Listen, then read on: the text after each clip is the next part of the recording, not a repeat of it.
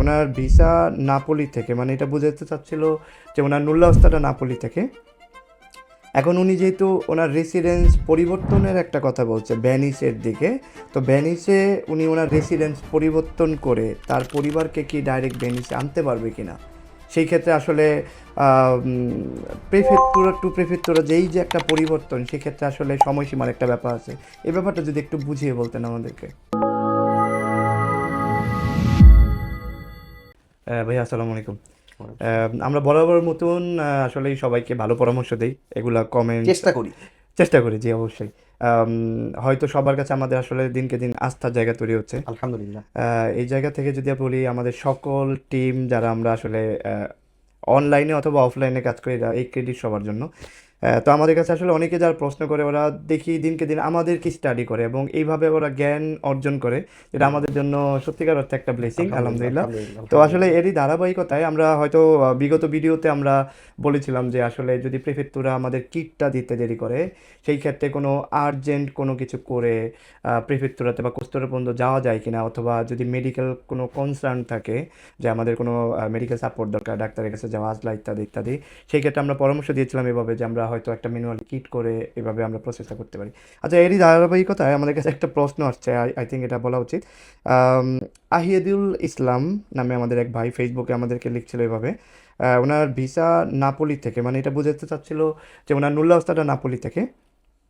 এখন উনি যেহেতু ওনার রেসিডেন্স পরিবর্তনের একটা কথা বলছে ভ্যানিসের দিকে, তো ভ্যানিসে উনি ওনার রেসিডেন্স পরিবর্তন করে তার পরিবারকে কি ডাইরেক্ট ভ্যানিসে আনতে পারবে কি না, সেই ক্ষেত্রে আসলে প্রেফেক্টুরা টু প্রেফেক্টুরা যেই যে একটা পরিবর্তন, সেক্ষেত্রে আসলে সময়সীমার একটা ব্যাপার আছে। এই ব্যাপারটা যদি একটু বুঝিয়ে বলতেন আমাদেরকে।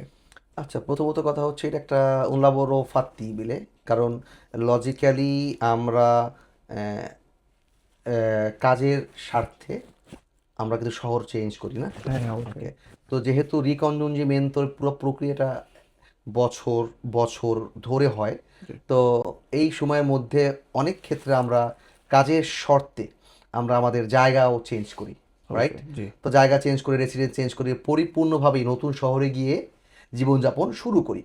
ওকে, তো এই সব ক্ষেত্রে আমাদের যে কথা সেটা হচ্ছে এরকম, যে আপনি এক্সাম্পল নাপুলিতে যদি আপনি নুল্লস্তা উঠে, তার মানে কি নুল্লস্তা এ স্তাতো rilasciato dalla prefettura di Napoli, G.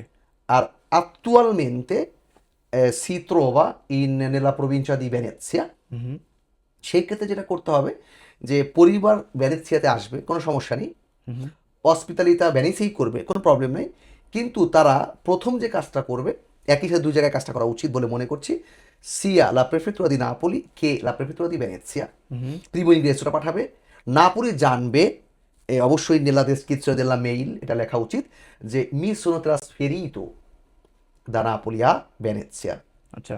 per cui chiedo il trasferimento di competenza giustamente da Napoli a Venezia। ও এতে করে তিনি আইনত একটা ভ্যালিড প্রক্রিয়ার মধ্যে দিয়ে কাজটা করে ফেললো। কিন্তু লা টেম্পিস্টিকা, সেটা তো বড় ব্যাপার, এইটা সময়। সময় লেগে যেতে পারে। আর কতটুকু সময় লাগবে এই ব্যাপারে আমি যদি বলি, তাহলে নির্দিষ্ট করে বলতে পারছি না, কারণ আমরা আমাদের বন্ধু রেজা, হুম। ওর মিলান থেকে ও গেল ভেন্টিনিলা ইম্পেরিয়া, ইম্পেরিয়া, জি। ওরও কাজও হয়ে গেছে। জি। তো এরকম আরও বেশ কিছু এক্সাম্পল আছে, কোমো থেকে মিলান বা মিলান থেকে বেরগামো, কথার কথা এরকম আশেপাশে অনেকগুলো কাহিনী দেখেছি কাজ হয়, কিন্তু molto lenta la procedura। তো এই জায়গা থেকে আমরা বলবো যে è una cosa fattibile logicamente, ma bisogna aspettare a volte troppo। আচ্ছা, এর ধারাবাহিকতায় আরও একটি প্রশ্ন করি, সেটা হচ্ছে এই যে প্রসেসটা আমি জি, নুল্লাস্তা পাওয়ার পরে, আমি তো স্বাভাবিকভাবে নাপোলি থেকে নুল্লাস্তা পাওয়ার পরে আমার প্রথম টার্গেট হচ্ছে এই নুল্লাস্তাটা দেশে পাঠানো, এবং জি, সেখান থেকে আমার পার্টনার যিনি আসবে তাকে এম্বাসির জন্য প্রস্তুত করা, তাই না? ওকে। এখন আমার প্রশ্নটা হচ্ছে, এই যে প্রসেসটা আমি যে রেসিডেন্ট চেঞ্জ করব বা করে ফেলছি, এটা কি এরকম যে আমি নুল্লাস্তা পাওয়ার পরে আমার হঠাৎ করে মনে হলো যে আমি ভ্যানিসে শিফট হয়ে যাবো, ভালো একটা কাজের সন্ধানে আমি কাজ পেয়ে গেছি, তখন কি আমরা আসলে রেসিডেন্সটা চেঞ্জ করে ফেলছি, এইরকম অবস্থা? নাকি আমার পরিবার যখন আসবে তখন যদি এরকম ঘটনাটা হয় তখন এটা করবো, মানে এটা কখন অ্যাকচুয়ালি কখন করা উচিত বলে মনে করেন আপনি? ওকে, নুল্লস্তা পাওয়ার পরেই, হুম। আর ওই যেই বাসার উপর ভর করে আসার টার্গেট কথা করে ছিল। আসার কথা ছিল, ওই জি। বাসার কোনো ইম্পর্টেন্সটা আর থাকে না। ওকে। নুল্লস্তা বের হওয়া মাত্রই ওই বাসাটা ইম্পর্টেন্সটা হারিয়ে ফেলে। আচ্ছা। তখন তিনি চাইলে যে কোনো নতুন বাসার উপর ভর করে ওকে, আবেদনটা কন্টিনিউ করতে পারে। আবেদন বলতে ভিসা হয়ে গেছে, ভিসার সাথে রেসিডেন্সের কোনো সম্পর্ক নাই, নুলস্থ হয়ে গেছে ভিসা তো। না নুরস তো হইলই, আচ্ছা ওকে, জি জি জি জি নুরস তো হওয়ার সময় না একটা বাসায় ছিলাম, জি অবশ্যই, তো জি পরে চেঞ্জ চেঞ্জ করলাম, জি তো নুরস হয়ে যাওয়ার পরে জি। চেঞ্জ নিয়ে আর কোনো প্রবলেম নাই, থাকছে না, ওকে ভিসাতে ওর কোনো ইম্প্যাক্ট পড়ছে না, পড়ছে না। ওকে, নুলস্থ তো done। যদিও নুরসের উপরে ওই ভিয়ার নামটাই লেখা আছে, জি। তাতে করে কিছু যায় আসে না। না।